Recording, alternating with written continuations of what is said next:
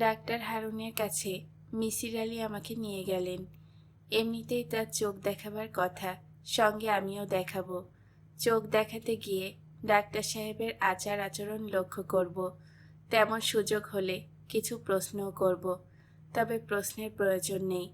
মানসিকভাবে বিপর্যস্ত একজন মানুষকে দেখলেই চেনা যাবে, তার চোখে থাকবে ভরসা হারানো দৃষ্টি। যেমন ভেবেছি তেমনই দেখলাম। অস্থির ছটফটে একজন মানুষ, সারাক্ষণ ভ্রু কুঁচকে আছেন, কথা বলছেন উঁচু গলায়। তার টেবিলে একটা চায়ের কাপ। তিনি কাপ হাতে নিয়ে তীব্র গলায় বললেন, এই ফজলু, চায়ের কাপ সরাওনি কেন গাধা? বলেই দেরি করলেন না, চায়ের কাপ ওয়েস্ট পেপার বাস্কেটে ফেলে দিলেন। অস্বাভাবিক কর্মকাণ্ড। তার টেবিলে বরফ মেশানো হলুদ রঙের পানীয়, রং দেখে মনে হচ্ছে হুইস্কি। যদি হুইস্কি হয় তাহলে ব্যাপারটা অবশ্যই অস্বাভাবিক। কোনো ডাক্তারই হুইস্কি খেতে খেতে রোগী দেখতে পারেন না। আমি গ্লাসের দিকে ইঙ্গিত করে বললাম, কি খাচ্ছেন? ডাক্তার হারুন আমাকে স্তম্ভিত করে দিয়ে বললেন, হুইস্কি খাচ্ছি, আপনি খাবেন? আমি না সূচক মাথা নাড়লাম। খেয়ে দেখতে পারেন, খারাপ লাগবে না, দিনের শেষে ক্লান্তি নিবারক। আমি বললাম, আপনি ক্লান্তি নিবারণ করুন, আমি তেমন ক্লান্তি বোধ করছি না। ডাক্তার গ্লাসে চুমুক দিয়ে আমার চোখ দেখতে বসলেন। যত্ন করে চোখ দেখলেন। বিল দিতে গেলাম। তিনি বললেন, মিসির আলি সাহেব আমার বন্ধু মানুষ, আপনাকে বিল দিতে হবে না। আমি বললাম, আপনি কি বন্ধু বান্ধবের কাছ থেকে বিল নেন না? না। তাহলে তো এক সময় দেখা যাবে কারো কাছ থেকে আপনি বিল নিতে পারছেন না, সবাই ফ্রি। আমি এমন কোনো হাসির কথা বলিনি, কিন্তু ভদ্রলোক মনে হলো খুব মজা পেলেন। এক চুমুকে গ্লাস শেষ করে অনেকক্ষণ হাসলেন। অ্যালকোহলের ইফেক্টও হতে পারে। তিনি ফ্লাক্স থেকে ওই বস্তু আরও খানিকটা ঢালতে ঢালতে বললেন, আমি মদ সিগারেট কিছুই খাই না। গ্লাসে যে বস্তু দেখছেন তা হলো তেঁতুলের পানি। আমি যা করছি তা হলো দেশীয় ভেষজের মাধ্যমে চিকিৎসা। আমি বললাম, আপনি তেঁতুলের পানি খাচ্ছেন, আমাকে কেন বললেন হুইস্কি খাচ্ছি? হারুন সাহেব বললেন, আপনি ভ্রু কুঁচকে গ্লাসটার দিকে তাকাচ্ছিলেন, এই জন্যই বলেছি। আপনার আগেও কয়েকজন রোগী আপনার মতোই ভ্রু কুঁচকে গ্লাসের দিকে তাকিয়ে বলেছে, কি খাচ্ছেন? আমি তাদেরও বলেছি হুইস্কি খাচ্ছি। তাদের ভুল ভাঙাননি? না, শুধু আপনারটাই ভাঙিয়েছি। আমার ভুল কেন ভাঙালেন? ডাক্তার হাসতে হাসতে বললেন, আপনি বন্ধু মানুষ, বেহেশতে আমরা কিন্তু আত্মীয় স্বজন পুত্রকন্যা পাবো না, বন্ধু পাবো। আমাদেরকে দেয়া হবে 70 জন হুর। এরা সবাই বন্ধু, পবিত্র সঙ্গী, কেউ আত্মীয় না। আপনি কি বেহেশত দোজক এসবে বিশ্বাস করেন? অবশ্যই করি। নামাজ পড়েন? সময় মতো পড়া হয় না, তবে রাতে ঘুমোবার আগে কাজা পড়ি, বেহেশতে যাবার জন্য পড়েন। ডাক্তার বেশ কিছু সময় চুপ করে থেকে বললেন, বেহেশত দেখার প্রতি আমার আগ্রহ আছে। সেখানে যেসব পবিত্র সঙ্গিনী আছে তাদের একজনকে আমি দেখেছি। স্বপ্নে দেখেছেন? স্বপ্নে না, ঘোরের মধ্যে দেখেছি। কীরকম দেখতে জানতে পারি? জানতে পারেন? জানতে চান? জি চাই। ডাক্তার হারুন আগ্রহ নিয়ে গল্প শুরু করলেন। চেম্বারের সব কটা বাতি নিভিয়ে শুধু টেবিল ল্যাম্প জ্বালিয়ে রেখে আবহ তৈরি করলেন। ফজলু মিয়া নামের তার অ্যাসিস্ট্যান্টকে ডেকে বললেন, আর রোগী দেখব না, সবাইকে অন্য কোনো ডাক্তারের কাছে যেতে বলো। আমি টায়ার্ড। তাকে তেমন টায়ার্ড দেখাচ্ছে না, যথেষ্টই এনার্জেটিক দেখাচ্ছে। মনে হচ্ছে হুরের বর্ণনা করতে পেরে তিনি আনন্দিত। এই চেম্বারেই দেখেছি, বছর দেড়েক আগের কথা। শাইলার সঙ্গে রাগ করে সিদ্ধান্ত নিয়েছি বাড়ি যাব না, রাতটা চেম্বারেই কাটাবো। তখন আমার চেম্বারে একটা ইজি চেয়ার ছিল, কম্বল ছিল। রাতে যখন বাড়ি ফিরতাম না তখন কম্বল মুড়ি দিয়ে ইজি চেয়ারে শুয়ে ঘুমাতাম। সেই রাতেও তাই করেছি, শুয়ে পড়েছি। হাতের কাছেই টেবিল ল্যাম্পের সুইচ। বাতি নেভাতে যাব, তখন তাকে দেখলাম। চোখ দেখার যন্ত্রটা দেখছেন না? সেখানেই দাঁড়িয়ে আছে। তার গা থেকে নীলাভ আলোর আভা আসছে, ফ্লোরেন্স আলোর মতো আলো, তবে তীব্রতা অনেক কম। মিসির আলি বললেন, হুডটার গায়ে কাপড় ছিল। ডাক্তার হারুন বিরক্ত গলায় বললেন, অবশ্যই ছিল। আপনি কি ভেবেছেন সে ন্যাংটো হয়ে আমার অফিসে আসবে? তার পরনে ছিল হালকা সবুজ রঙের শাড়ি, গা ভর্তি গয়না, পাথরের গয়না, গয়নার রঙও সবুজ। আমি চোখের ডাক্তার, প্রথমেই তাকালাম মেয়েটার চোখের দিকে। মেয়েটার চোখের সাদা অংশটা ঠিক সাদা না, একটু যেন লালচে। অনেকক্ষণ কাঁদলে মেয়েদের চোখ যেমন হয়ে যায় সেরকম। আমি বললাম, কথা হয়েছে তার সঙ্গে? হ্যাঁ হয়েছে, কিন্তু এই বিষয়ে আমি আর কিছু বলবো না। এই বিষয়ে কথা বললে মা রাগ করেন। এখন আপনারা বিদায় হন। আমি চলে যাবার জন্য উঠে দাঁড়িয়েছি। হঠাৎ ডাক্তার মিসির আলির দিকে তাকিয়ে বললেন, আমার মা আমাকে জানিয়েছেন আপনি এখন নিজের বাসায় থাকেন না, অন্য এক জায়গায় থাকেন। আপনি যে ঘরে থাকেন সেখানে দেয়াল ঘড়ি আছে, ঘড়িটা বন্ধ। ঘড়িতে সব সময় 3টা বেজে থাকে। আমার মা কি ঠিক বলেছেন? মিসির আলি চিন্তিত গলায় বললেন, হ্যাঁ। এখন কি বিশ্বাস করছেন আমার মার সঙ্গে আমার কথা হয়, দেখা হয়? মিসির আলি বললেন, না। কখন বিশ্বাস হবে? যখন তাকে নিজে দেখব।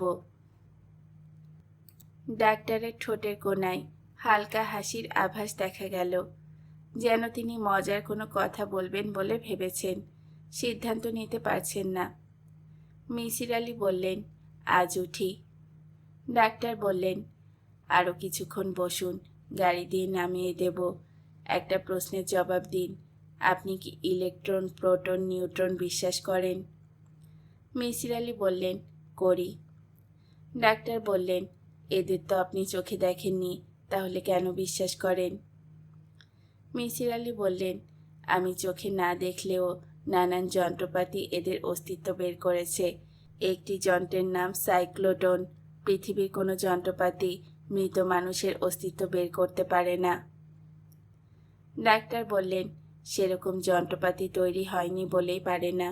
আমার পড়াশোনা যদি পদার্থবিদ্যায় হতো তাহলে আমি নিজেই এরকম একটা যন্ত্র বানানোর চেষ্টা করতাম। যন্ত্রটার নাম দিতাম সোল সার্চার। যে যন্ত্র আত্মা অনুসন্ধান করে বেড়াবে। মনে করা যাক এই ঘরে একটা আত্মা আছে। যন্ত্রের কাজ হবে ঘরের প্রতিটি স্কোয়ার ইঞ্চির রেডিও অ্যাক্টিভিটি মাপবে, তাপ মাপবে, ইলেকট্রিক্যাল চার্জ মাপবে, ম্যাগনেটিক বলরেখার ম্যাপ তৈরি করবে। সমস্ত ডাটা কম্পিউটার সফটওয়্যারের মাধ্যমে বিশ্লেষণ করা হবে। সফটওয়্যারের কাজ হবে অ্যানোমালি ডিটেক্ট করা। ডাক্তার সাহেব প্রবল উৎসাহে বক্তৃতা দিয়ে যাচ্ছেন, যেন তিনি ক্লাস নিচ্ছেন। আমরা দুই মনোযোগী শ্রোতা। তার ঘরে বোর্ড না থাকায় সামান্য সমস্যা হচ্ছে।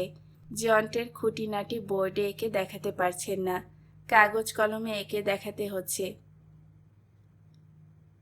আমরা রাত 11:30টায় ছাড়া পেলাম। ডাক্তার সাহেব নিজেই পৌঁছে দিলেন, তবে গাড়িতেও তিনি বকবক করতেই থাকলেন, এক মুহূর্তের জন্য থামলেন না। প্রথম যেটা করতে হবে তা হলো ম্যাগনেটিক টানেল কিংবা ম্যাগনেটিক কোণ তৈরি করা। আত্মাকে যদি কোনো ক্রমে ভুলিয়ে ভালিয়ে টানেলে ঢুকিয়ে ফেলা যায় তাহলেই কর্মকাবার।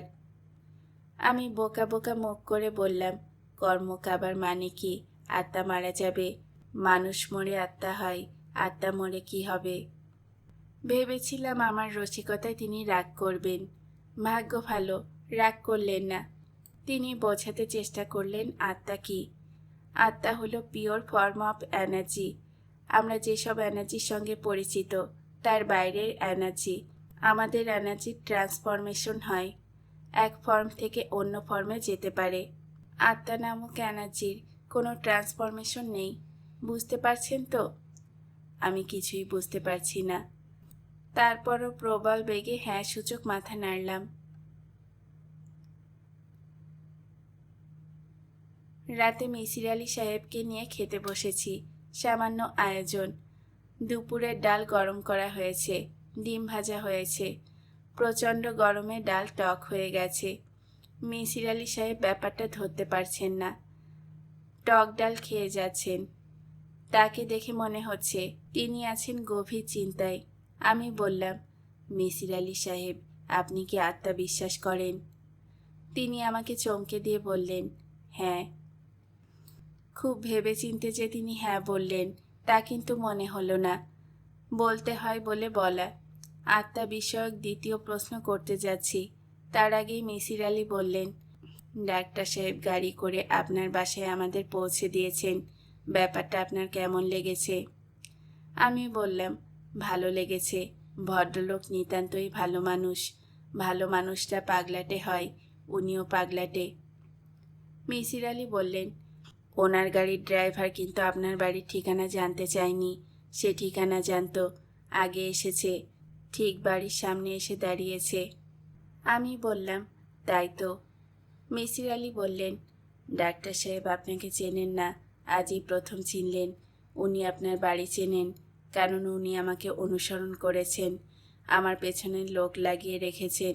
আপনার পেছনের লোক লাগিয়ে রাখবে কেন, সেটাই তো বুঝতে পারছি না। আমি বললাম, ঘড়ির ব্যাপারটা কিন্তু অত্যন্ত গুরুত্বপূর্ণ। উনি যে বলে দিলেন আপনার ঘরের ঘড়িটা বন্ধ, 3টা বেজে আছে। মিসির আলি বললেন, এটা তুচ্ছ বিষয়, তুচ্ছ বিষয় নিয়ে চিন্তা করে সময় নষ্ট করার কিছু নেই। আমি বললাম, তুচ্ছ বলছেন কেন? ঘড়িটা তো বাইরে থেকে দেখা যায় না। এই ঘড়ি দেখতে হলে ঘরে ঢুকতে হবে, হবে না? মিসির আলি আমার কথায় গুরুত্ব দিলেন না। মনে হলো কিছুটা বিরক্তই হলেন। আমাকে হতাশ গলায় বললেন, শরীরটা খারাপ লাগছে, ডালটা কি নষ্ট ছিল? আমি বললাম, হ্যাঁ। মিসির আলি বললেন, আমার কাছে অবশ্যই টক টক লাগছিল। আমি ভাবলাম কাঁচা আম দিয়ে টক ডাল করা হয়েছে। এই সিজনে কাঁচা আম কোথায় পাবো? মিসির আলি বললেন, তাও তো কথা। কিছুক্ষণের মধ্যেই তার ভেদবমি শুরু হলো। চোখ মুখ উল্টে অজ্ঞান হয়ে বিছানায় পড়ে গেলেন। সামান্য টক ডাল এই অবস্থা তৈরি করতে পারে তা আমার ধারণাতেও ছিল না। বাংলাদেশের চিকিৎসা সেবার মনে হয় কিছুটা উন্নতি হয়েছে। টেলিফোন করা মাত্র অ্যাম্বুলেন্স চলে এলো। তাকে ক্লিনিকে ভর্তি করলাম। তার জ্ঞান ফিরল ভোর রাতে। জ্ঞান ফেরার পর প্রথম যে বাক্যটি বললেন তা হলো, যে কোনো রহস্যের অনেক ডালপালা থাকে, রহস্য ভেদের জন্য প্রতিটি ডালে চড়তে হয়, বেছে বেছে ডালে চড়তে হয়। ঘড়িতে 3টা বাজে। এটা রহস্যের এমন একটা শাখা যাতে আমাদের চড়তে হবে না। আমি বললাম, ভাই, আপনি সুস্থ হয়ে উঠুন, রহস্য নিয়ে এখন আপনাকে মাথা ঘামাতে হবে না। মিসির আলি চোখ বন্ধ করে প্রায় সঙ্গে সঙ্গেই ঘুমিয়ে পড়লেন। দু ধরনের মানুষের মধ্যে পাগলামি প্রকাশিত হয়, প্রতিভাবান মানুষ এবং কর্মশূন্য মানুষ।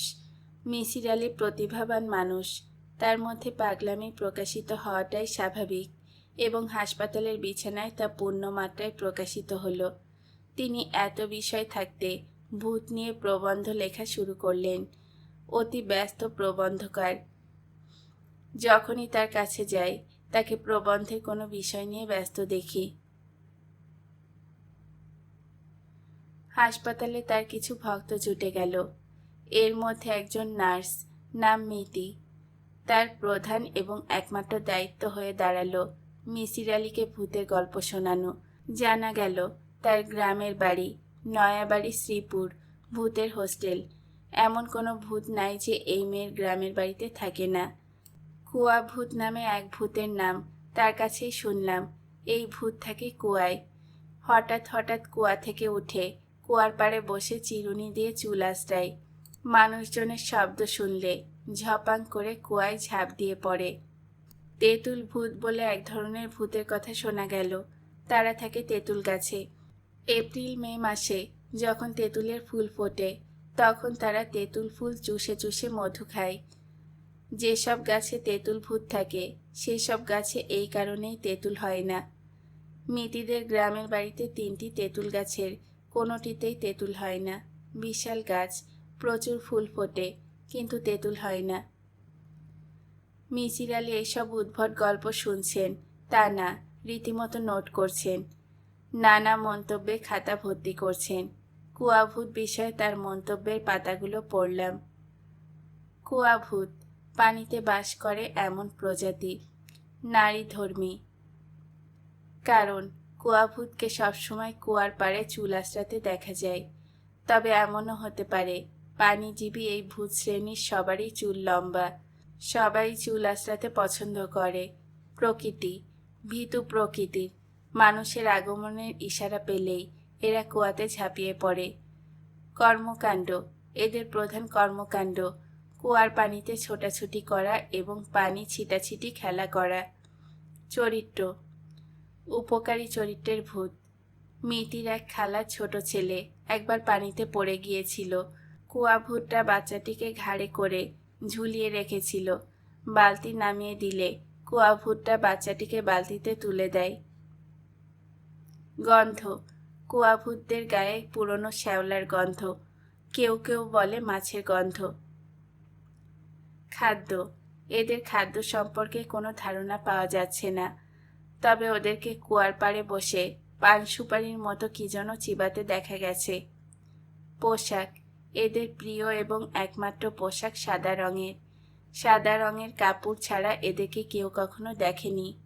কথাবার্তা, এদের কথাবার্তা কেউ কখনো শোনেনি, তবে হাসির শব্দ অনেকেই শুনেছে।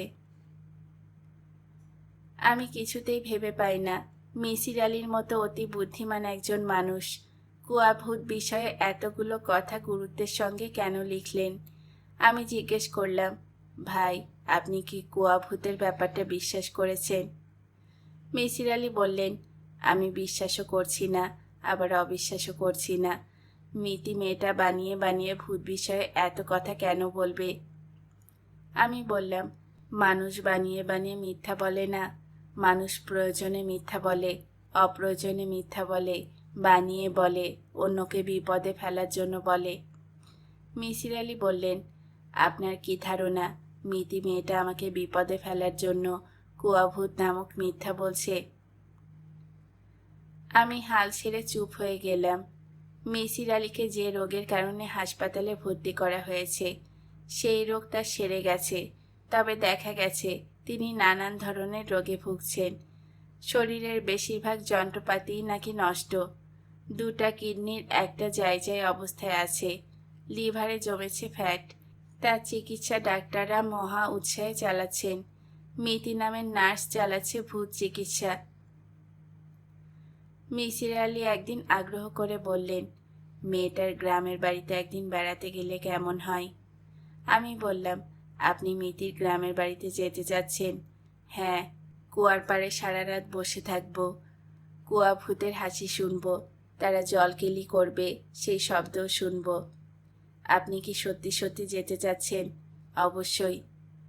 চোখের ডাক্তার সাহেবের সমস্যা বিষয়ে এখন তাহলে ভাবছেন না? মিসির আলি বললেন, সেই সমস্যার সমাধান তো করেছি, আর কি? তাদের তো কিছু জানাচ্ছেন না। মিসির আলি বললেন, আপনার জন্য অপেক্ষা করছি। আপনি যুক্তির ওপর যুক্তি দাঁড় করিয়ে সমস্যার সমাধান করে গভীর আনন্দ পাবেন। আমার আনন্দ দেখতে ইচ্ছা করছে। মিসির আলি হঠাৎ গলা নামিয়ে বললেন, একটা অদ্ভুত ব্যাপার কি জানেন? অনেক বড় রহস্য লুকিয়ে আছে মিতির কাছে।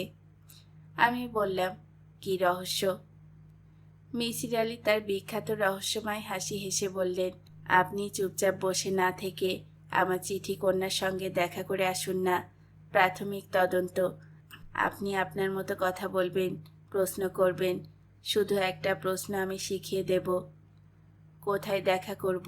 তার বাসায়? না, তার কলেজে। তিনি চাচ্ছেন না তার স্বামী ব্যাপারটা জানুক, কাজেই মিটিং অফিসে হওয়াই বাঞ্ছনীয়।